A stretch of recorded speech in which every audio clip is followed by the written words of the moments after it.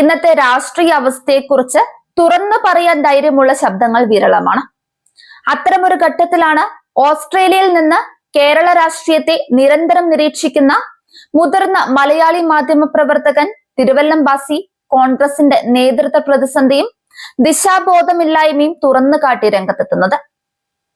രമേശ് ചെന്നിത്തലയെ കേന്ദ്ര കഥാപാത്രമാക്കി പാർട്ടിക്കുള്ളിലെ അധികാര കളികളെയും ഉപദേശക രാഷ്ട്രീയത്തെയും കടന്നാക്രമിക്കുന്ന അദ്ദേഹത്തിന്റെ ഫേസ്ബുക്ക് കുറിപ്പ് ഒരു വ്യക്തിയുടെ അഭിപ്രായം മാത്രമല്ല, കേരളത്തിൽ കോൺഗ്രസ് രാഷ്ട്രീയം എങ്ങോട്ടാണ് പോകുന്നത് എന്ന ചോദ്യത്തിനുള്ള ശക്തമായ രാഷ്ട്രീയ മുന്നറിയിപ്പാണ്.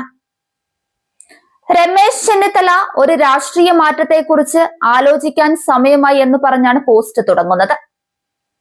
കോൺഗ്രസ് രാഷ്ട്രീയത്തിൽ കെ കരുണാകരന് ശേഷം ഏറ്റവും ഇഷ്ടമുള്ള നേതാവാണ് രമേശ് ചെന്നിത്തല.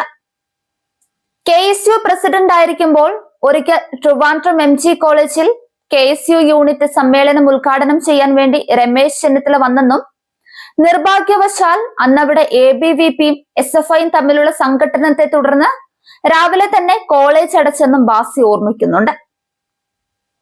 എന്നാൽ ഇതറിയാതെയാണ് രമേശ് ചെന്നിത്തല ഒരു അംബാസിഡർ കാറിൽ അവിടെ ചെന്നിറങ്ങുന്നത്. കോളേജിലെ സംഘട്ടനം അവസാനിച്ചുവെങ്കിലും രണ്ട് ചേരികളായി ബാസി അടക്കമുള്ള വിദ്യാർത്ഥികൾ മാറി നിൽക്കുന്നുണ്ട്. ബാസി ഉടൻ അടുത്തു ചെന്ന് അവിടെ നടന്ന സംഭവങ്ങളെ കുറിച്ച് പറയുകയും ഇന്നത്തെ അവസ്ഥയിൽ KSU സമ്മേളനം നടക്കാൻ സാധ്യതയില്ലെന്നും പറഞ്ഞ് തിരിച്ചുവിട്ടു. SFIയും ABVPയും തമ്മിലായിരുന്നു അടിയെങ്കിലും സംഘാടകരായ KSUക്കാരെ ആ പരിസരത്ത് കാണാനില്ലായിരുന്നു. ചെന്നിത്തല കുറച്ചു മുന്നേ വന്നിരുന്നെങ്കിൽ തല്ലിന്റെ ഇടയിൽ പെട്ടുപോകുന്ന സാഹചര്യവും. മാധ്യമ പ്രവർത്തനത്തിലേക്ക് മാറിയ ശേഷമാണ് രമേശിനെ പിന്നെ കാണുന്നതെന്നും അപ്പോഴേക്കും ചെന്നിത്തല കരുണാകരൻ മന്ത്രിസഭയിൽ മന്ത്രി വരെ ആയിക്കഴിഞ്ഞെന്നും ബാസി പറയുന്നുണ്ട്. പിന്നെ പലപ്പോഴും നേരിൽ കാണുമ്പോൾ ആ സൗഹൃദം നിലനിന്നു പോന്നു.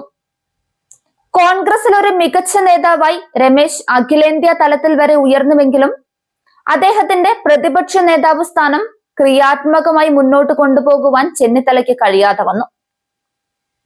ചുറ്റും കൂടിയ ഉപദേശക വൃന്ദം അദ്ദേഹത്തെ പൊതുസമൂഹത്തിൽ അപഹാസ്യതനാക്കുന്ന തരത്തിലേക്ക് മാറ്റിയെടുത്തു.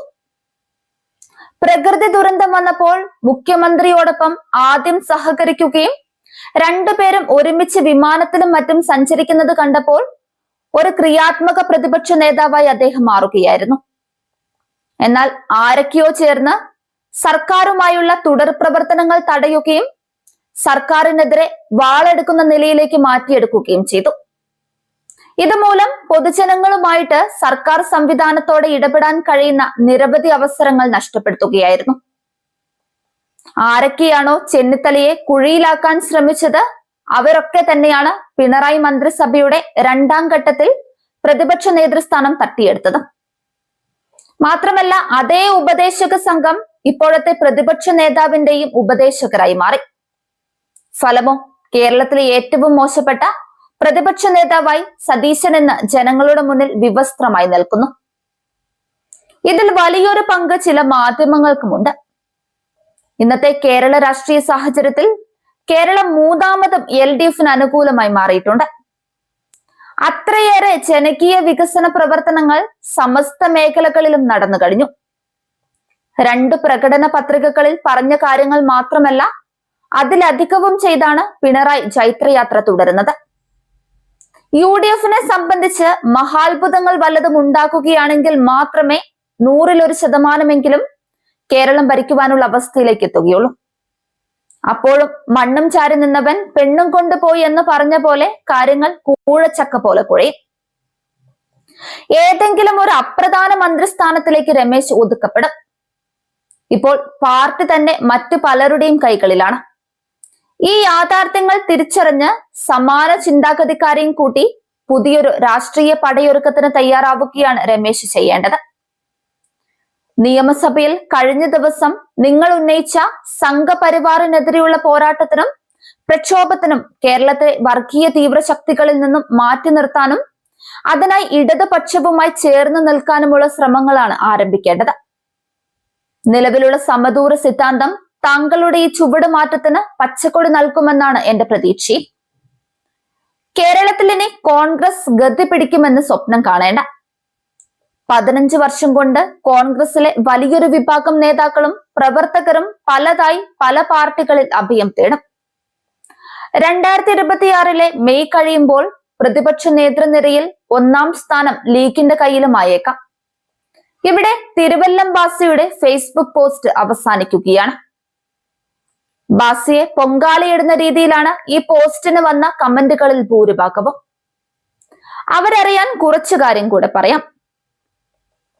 കോൺഗ്രസിന്റെ കഴിഞ്ഞ 10 വർഷത്തെ ചരിത്രം ഒന്ന് ഓടിച്ച് പരിശോധിച്ചാൽ മനസ്സിലാകും. നൂറുകണക്കിന് നേതാക്കൾ BJPയിലേക്ക് കൂറുമാറിയ ചരിത്രം. ചിലയിടത്ത് നിയമസഭയിലെ മുഴുവൻ കോൺഗ്രസ് MLAമാരും പടലോടെ BJPയിലേക്ക് മാറി. കോൺഗ്രസിലുണ്ടായിരുന്ന പകുതിയിലേറെ MP ഇപ്പോൾ പാർലമെന്റിൽ BJP കുപ്പായമിട്ടിരിക്കുകയാണ്. അതിൽ 3 കോൺഗ്രസ് കേന്ദ്രമന്ത്രിമാരുണ്ട്. AICC വർക്കിംഗ് കമ്മിറ്റി അംഗങ്ങളുണ്ട്. പ്രദേശ് കോൺഗ്രസ് പ്രസിഡന്റുമാരുണ്ട്. അങ്ങനെ എണ്ണിയാൽ ഒടുങ്ങാത്ത നേതാക്കളാണ് കോൺഗ്രസിൽ നിന്ന് വിട്ടുപോയതും പോയിക്കൊണ്ടിരിക്കുന്നതും. കേരളത്തിൽ തന്നെ മുൻനിരയിൽ ഉണ്ടായിരുന്ന PC Chacko, professor KV Thomas തുടങ്ങി 1 ഡസൻ നേതാക്കളെങ്കിലും ഇപ്പോൾ ഇടതുപക്ഷത്തുണ്ട്. എന്തിനേറെ പറയണം, ഇക്കഴിഞ്ഞ പഞ്ചായത്ത് ഇലക്ഷനിൽ പോലും ജയിച്ചൊരു പഞ്ചായത്തിലെ മുഴുവൻ കോൺഗ്രസുകാരും മാറി BJPയോടൊപ്പം പോയില്ലേ? K കരുണാകരന്റെ മകളെയും AKജിയുടെ മകനെയും ഓർക്കുന്നത് നല്ലതായിരിക്കും. കോൺഗ്രസിലെ അടി തുടങ്ങാൻ പോകുന്നതേ ഉള്ളൂ. സീറ്റ് ചർച്ച തുടങ്ങുമ്പോൾ ആരൊക്കെ എവിടെ പോകുമെന്ന് കണ്ടു തന്നെ അറിയാം.